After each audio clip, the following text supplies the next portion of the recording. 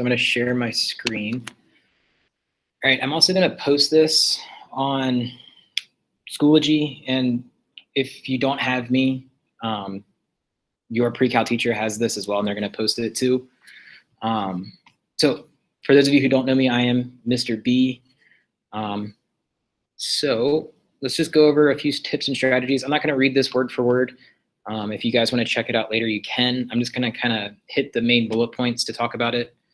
I mainly want to go over actually, starting a video and taking notes, and we can kind of talk about, things we should write down, things we can ignore, that kind of stuff. But just some tips and strategies here real quick. Always start by writing down the title and the date of the lesson. Okay, I would always just start with a new page, put the title at the top and put the date. That way you can kind of keep track of, when you did stuff and what topic you're covering. That way you can easily reference it later if you need to. Now, the big thing with taking notes in this manner, okay, and it applies to any lecture, right? You do not want to record every single word said, okay? That'll take you hours. You don't want to do that. So we want to start practicing and getting good at summarizing and paraphrasing, okay? We want to do that as much as possible because we really want to kind of get a quick grasp of the important pieces of information while filtering out the stuff that we don't need to write down. It takes a little bit of time to get used to. Like I said, you're not going to be perfect at this right away. But the nice thing with taking notes this way is you ultimately learn the content more because you have to critically think as you're listening to the notes what the important things are. And as you're thinking about what's important, you're going over it in your head more than just blindly copying something down. So once you get more comfortable with this will actually be a more useful and helpful form of taking notes. Now, the nice thing with this not being an actual lecture, you're watching videos, right, is that you can pause and rewind. So number 3 there, just don't be afraid to pause or rewind. Sometimes you just need a second so you can finish writing down the formula. So just pause it real quick, finish what you're writing, and then go back to it. Or like I said, if you miss something, the cool thing is you can just back it up and rewatch it.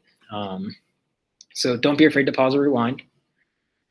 With math, some of our main focal point needs to be doing the problems. Yeah, you'll write down some basic definitions and some important, notes or formulas or whatever it may be. But the big thing is making sure you're writing down the problems that I'm doing in the videos. So definitely make sure you're getting those practice problems and then do them step by step. Don't shorthand anything within the problem because you want to get all those steps in at least for that first problem. And then if you start being able to, do some of it in your head or whatever it may be, you can cut those steps later. But always, write out all the steps I do just so you can have a quick reference of that type of problem being done all the way through. So in doing that, it might be a good idea to pause the video when we get to a problem that we're going to work out.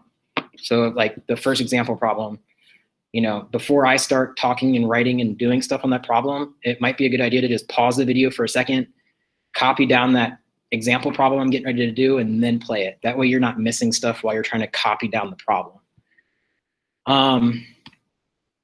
And if it's like the second or third type of, practice problem of that same category, it might be a good idea to pause and just try that whole problem on your own first, and then go back and make sure you got it right. That's kind of another thing you can try to do. You don't have to do that though. Number 5 is a big one. Okay, if you walk through the video and you're writing stuff down and something just doesn't make any sense to you at all, no matter how many times you rewatch it or try it on your own, put a star or an asterisk or a question mark by it. Just anything to kind of bring your attention to it so you can ask me in class or ask your teacher in class. The worst thing you can do is just let it go. Okay, so don't just let it go thinking you'll come back to it later, because 9 times out of 10 you'll forget. So just like highlight or star that spot where things weren't making sense to you and bring it to class. That's what that hour of synchronous time's for. And then this last one here, I would definitely try and get your hands on some graph paper. You can get like a notebook of graph paper, which might be a good idea, especially with our next unit coming up is going to be very graph heavy. So graph paper will definitely be your friend. It just makes things look a lot nicer. It's hard to freehand a graph neatly.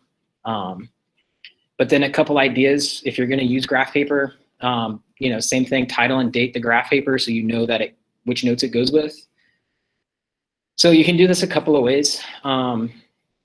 If you're going to keep taking notes in your, you know, standard spiral notebook, when you get to those practice problems with the graphs, you can just write like reference graph paper so you know to look there for the problems. Another thing you do, this might take a little bit more time than is necessary, but you can always cut and then like tape or paste those graphs into your spiral notebook. And then if you know ahead of time that it's going to be a very graph heavy day, you might just want to consider taking that day's notes just on the graph paper in its entirety. But like I said, there's a couple options for you there, whatever you would prefer. And then this last thing here, again, remember, you're not going to be a pro at this after 1 week, right? So as you're doing these notes, don't stress that you're taking a little bit longer. As you keep doing this more and more, you'll get more and more comfortable with summarizing and paraphrasing and stuff like that. So are there any questions? Let me go back to screen here. Does anybody have any questions on any of that stuff before we look at an actual video? I'm not going to do the whole video, so don't think you have to sit here for the next like 30 minutes doing a video. I was just going to, you know, do a couple minutes and then talk about how to best get that information down. All right, if there are no questions, I'm going to switch my screens around here real quick. So I'm going to mute this stuff, but I'm just switching to my other computer. So just give me 1 second.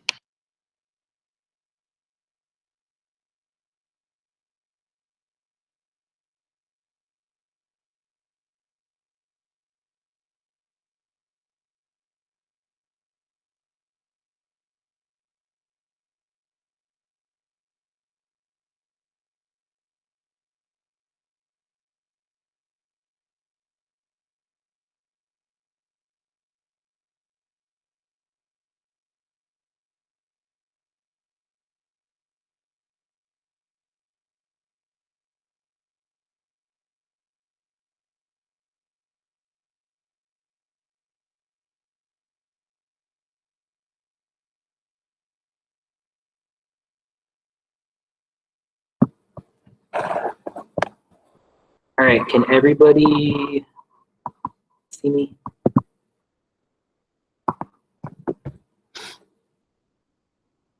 Okay.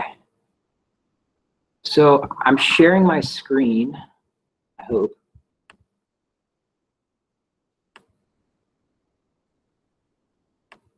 Hold on. There we go. So I kind of split my screen. This way we can kind of see what's going on in the video and you guys can see what I'm transitioning to the notes. So let's go ahead and do that. Today we're going to look at using matrices to find the determinant, the end.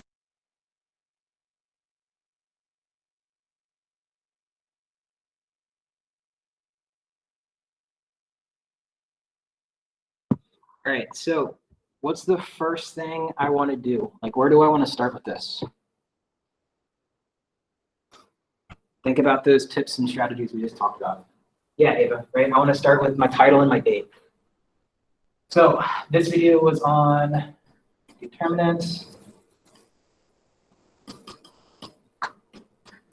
inverses, and systems. Okay, and my date, what is today? 9/14.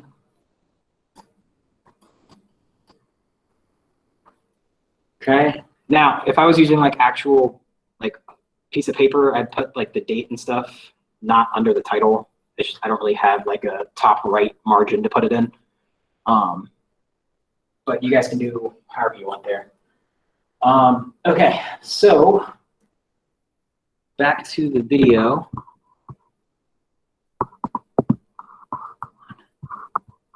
Good. Okay, so to make sure there's no like, can you guys, when I was playing the video, could you guys hear it?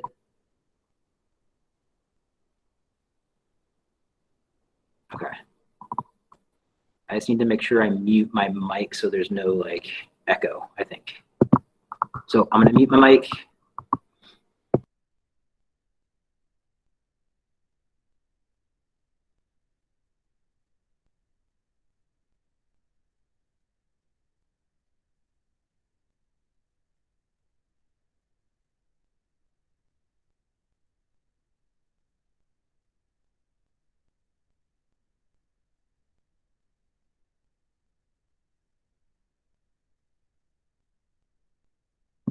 So I need to leave my camera or mic on. Okay.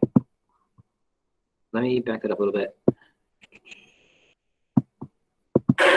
And we can only find determinants if the determinant, which is denoted with these little absolute bars. Okay, if you see that, that means find the determinant of that matrix. And we can only find determinants if we have a square matrix. And remember, a square matrix has the same rows and columns, right? So the formula for finding a 2 by 2 determinant, okay, so we have the determinant of my matrix, A, B, C, D. Again, we have those absolute value bars, but this is what we're going to do to actually calculate that determinant. So we take the diagonals. So A times D, right? A times D, and we subtract B times C.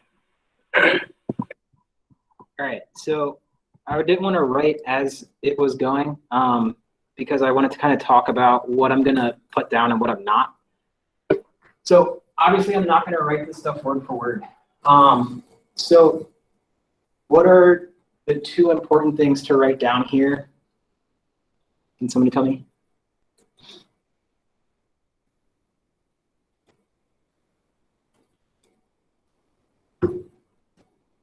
Square matrix, good. What else do I want to put in there?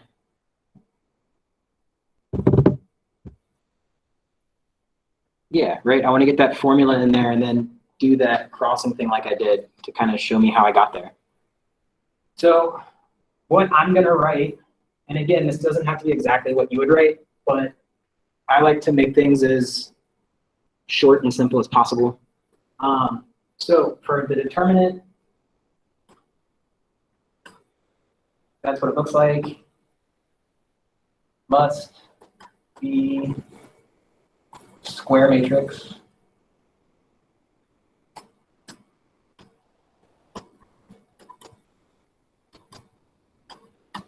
Okay. And then I'm just going to write my formula.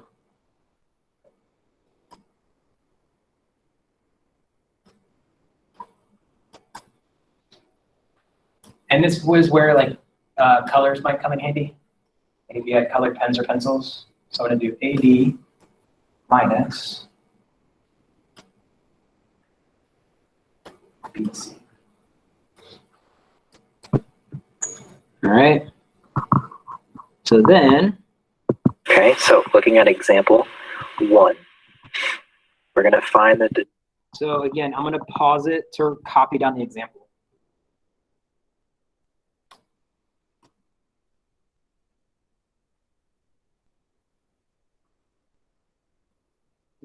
-2, 1.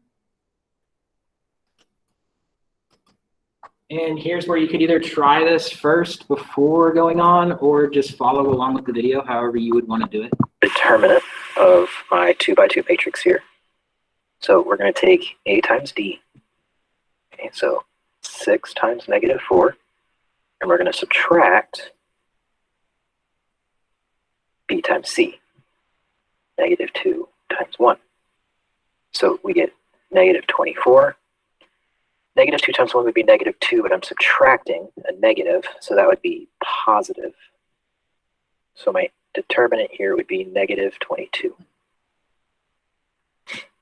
Right. Looking at example 2.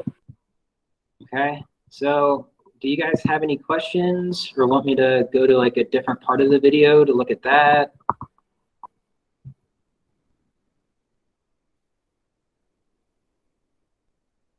You all good? So again, I'll post all this stuff. I recorded this session and everything. But yeah, I mean, the main takeaway, just don't write everything word for word, right? You want to think about what's important, what's not. What can I shorthand? What can I get rid of? Okay. All right. Well, if you don't have any questions,